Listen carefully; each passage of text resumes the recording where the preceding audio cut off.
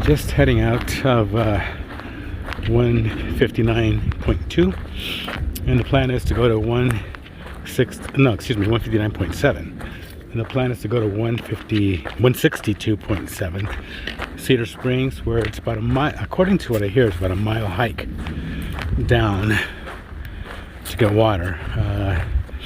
Don't have much of a choice because I don't think I can make 20 miles on just a liter. I would say about maybe a liter and 3/4. I don't want to chance it. So it's going to be a tough water resupply. Okay, talk to you guys a little bit later. Sun's a couple of fingers up, so it's a little after 7 o'clock. Okay, so this is mile 160.5, and on Gut Hooks it shows a little icon of a camera. Normally that means view, and yeah, this is a view. It's very nice. Okay, here we go. Sorry about that, showing the sky. I'll do a little 360 here. Again, 160.5. About a mile and a quarter or so. Very nice. Well, more than 360. And I believe that's Mount San Jacinto over there, but yet to see. Yeah, I don't see anything else close by that'll be that other than Mount San Jacinto. Okay, moving forward. So about a mile and a half or so, and you can see the trail, I think, there, and it comes there, and it actually switchbacks that way and then comes up through there, and it actually it starts on the other side of that little hill right there. So there's a lot of climbing. This area here is back on a ridge. I don't know why they call this trail the Pacific Crest Trail. Maybe it should be called the Pacific Ridge Trail. I don't know what that means, because there's a lot of ridges, and yeah, mile 160, almost 161. Got a couple of miles before there's a water source. Okay.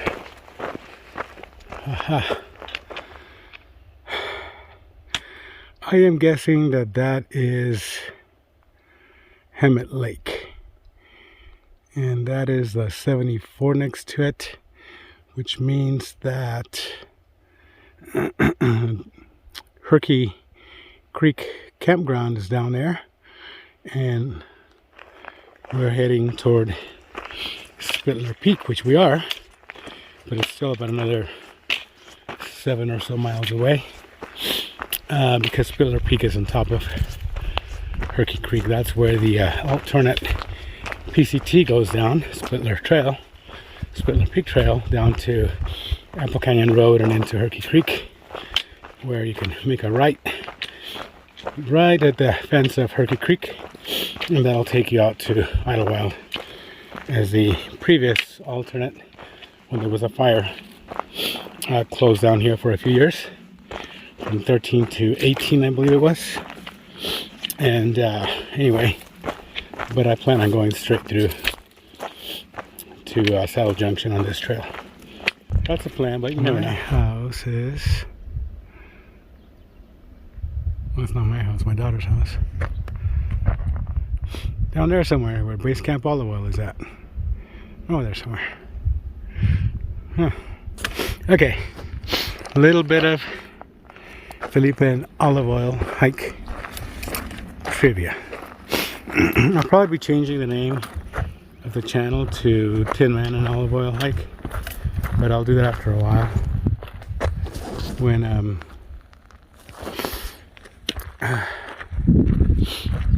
don't know, it's I've had a channel since late 2019.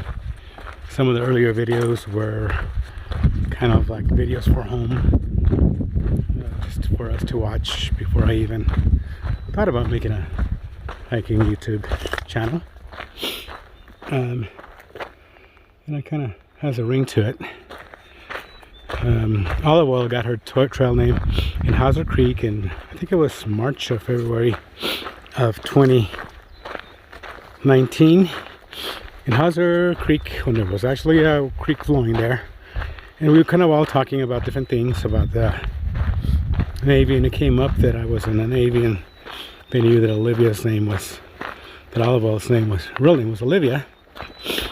And so somebody just kind of said, Olive Oil. The trail name is Olive Oil. And I kind of just, you know, because we weren't on the PCT. It was a PCT, but we weren't actually doing that. We were kind of doing Trail Angel stuff and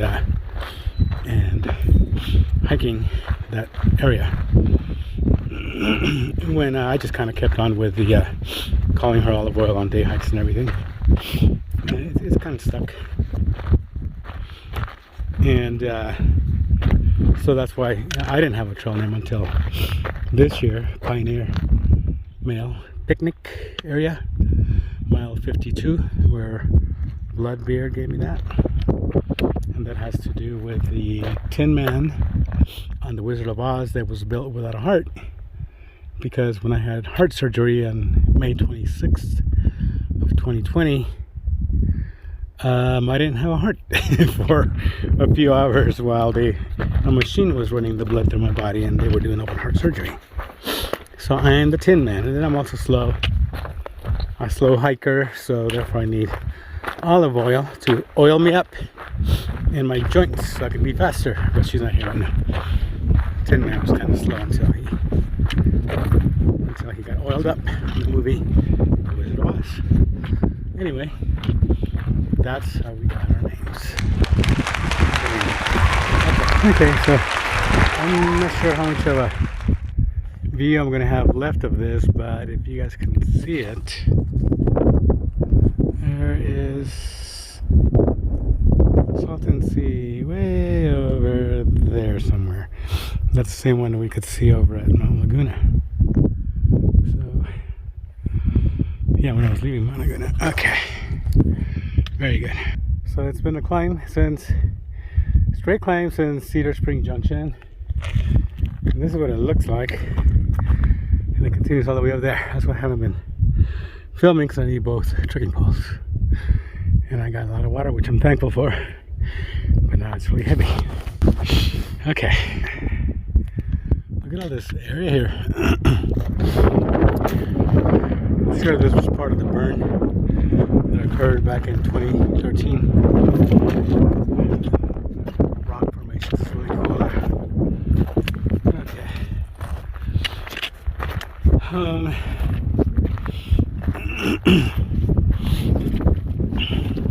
It's actually kind of sad to see the fire did all this, but hopefully it was a natural fire. Those things do have to happen.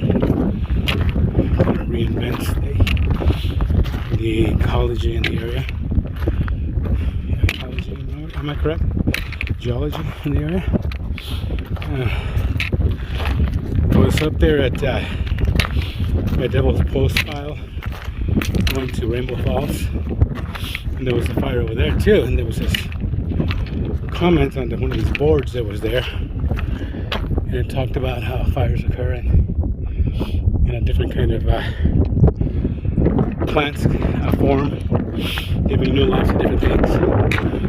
So I guess it's part of nature, the cycle of things, but if it's done by other than natural means, it might not be the best thing. I don't know. I mean, I really don't know, but I just, look at this. Wow.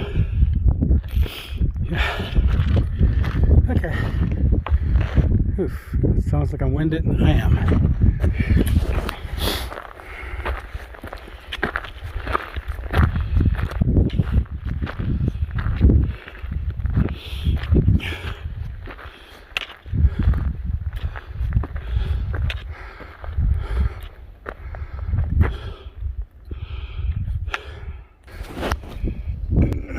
So we can see the pine trees now.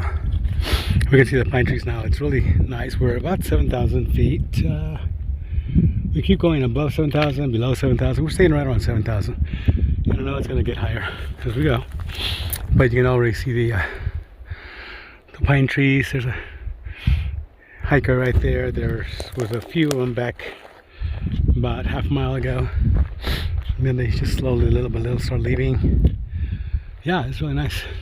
It's fresh. And it smells the way you expect it to smell. Those that have been out there when there's pine trees. Nice.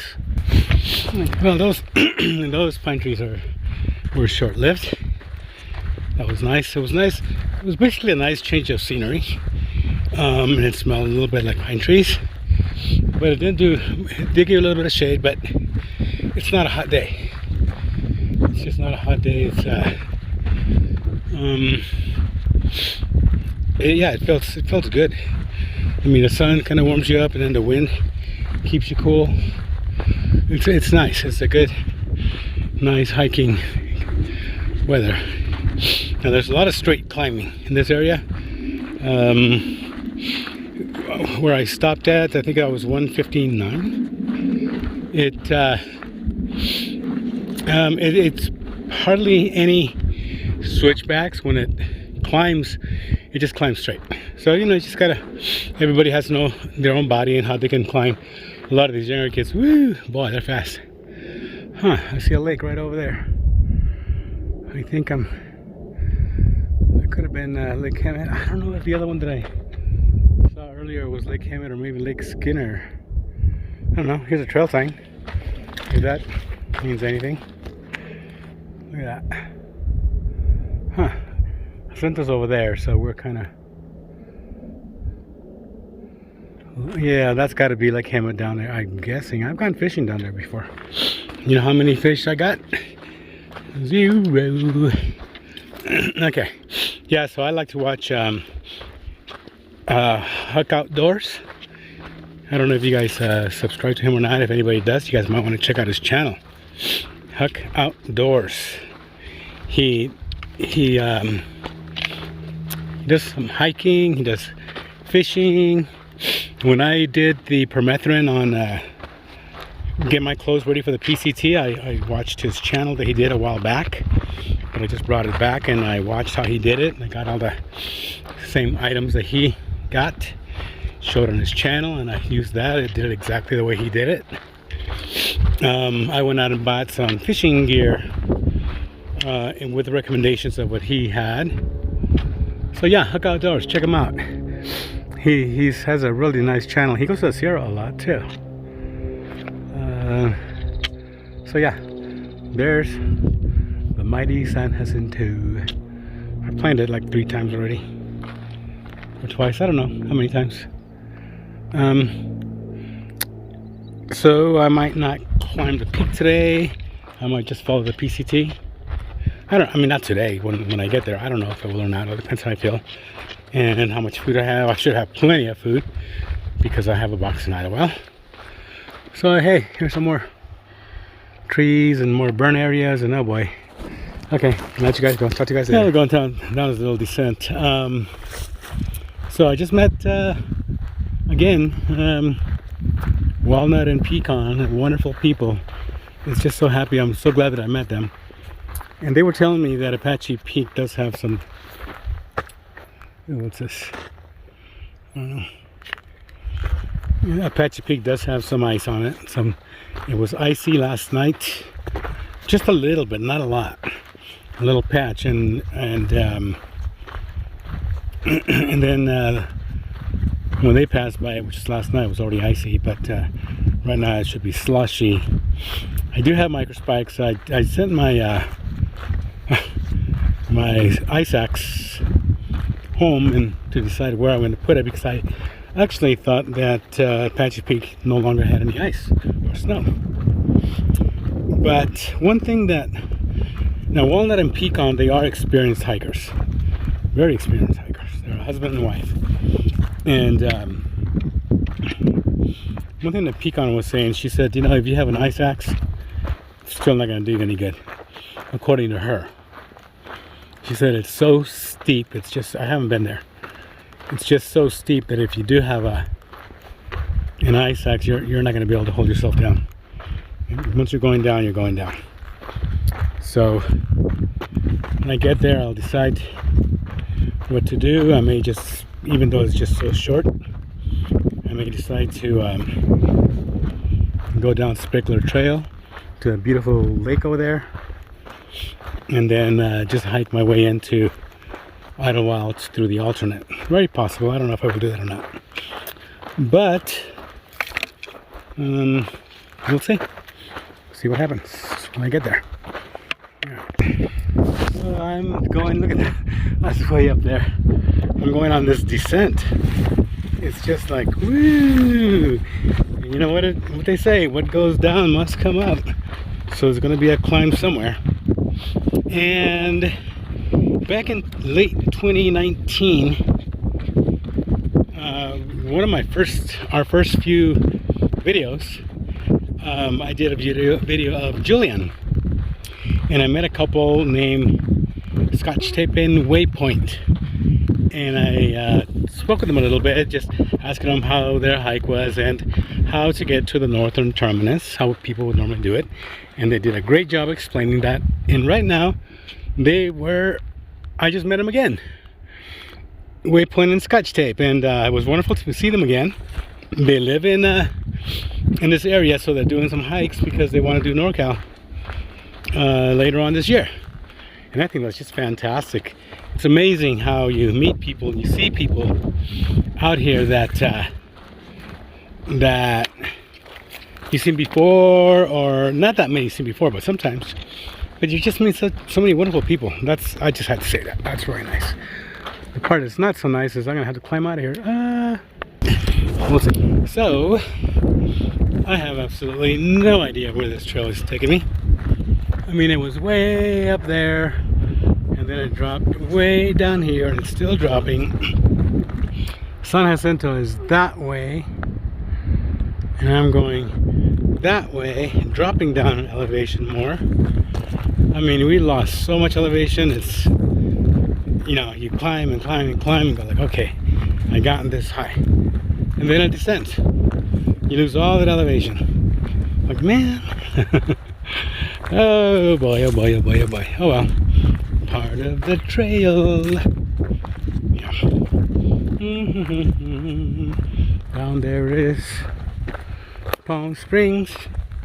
There was a guy he was going really fast, and again everybody looks fast for me. And he was singing, I wish I could spend some time alone, and he didn't know that I was listening. And then he saw me, he's like, that was funny. Anyway, here we go. Big boulder there, and a blow down here. Okay.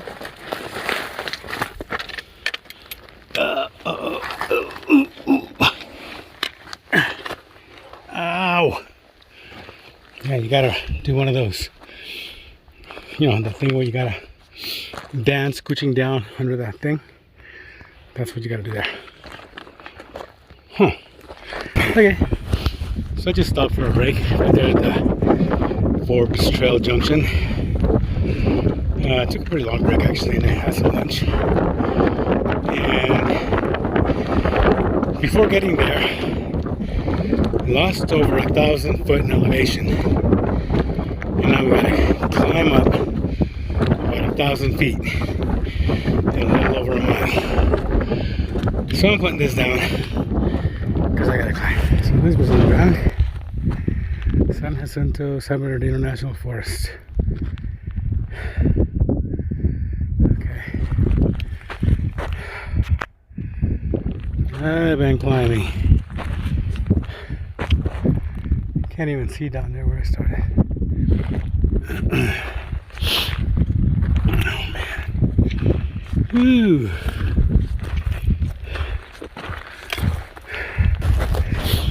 Whew. Still climbing. About 3/4 of a mile straight climb, no switchbacks. This might be a first. But this is what we have. I had a few of these already. I just don't want to film them least this one I think I can jump over. Man, this has been a tough part of the hike. And yes, it's still climbing. Dang. Climbing pretty close and over somewhere between 800 and 900 feet in about a mile. Straight up. There has been a couple of switchbacks, but very few. It's normally like this. Okay. Look at all those trees that are just blown over. Everything. There's been a few of them on the trail. Looks like up there, like the PCTA has been up there cutting some, because you can see the saw marks here. But I've already had to go under or over. Not that many, maybe 3 or 4. I heard there's more though. Okay. Just when I said the PCTA cut them, there's another one. Oh god, I think I have to go over that one. And I think most people have been going over it too, because I don't think I can go under it. Let's take off my pack. Oh. Okay, I'll put this away. Well, I'm at 7180, almost 72. Higher than I was when the descent started earlier. So, over 1100 and 1.74 miles. The majority of it was in the first mile. Oof. Harder than Hauser Canyon for sure. Okay. It's been interesting, that's for sure, this section. And it has given you, or me, and hopefully you guys will see really beautiful views. But after doing them for a while on the same stretch, the view's the same. No, not really. It's just like that San Jacinto up there, the furthest one. I'm already in San Jacinto, actually, according to that thing board earlier. And right here, I believe it goes straight. There's something that goes that way. There's a Coachella Valley. Okay.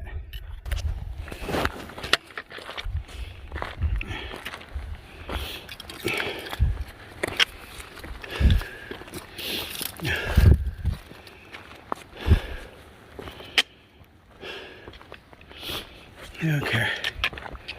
So here's that new sign.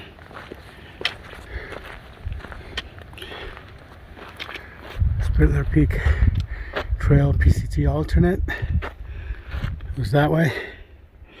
It ends up at Apple Canyon Road. PCT southbound that way, northbound. Okay, I'll head on this way. I'll take a look once I get over to Apache Peak.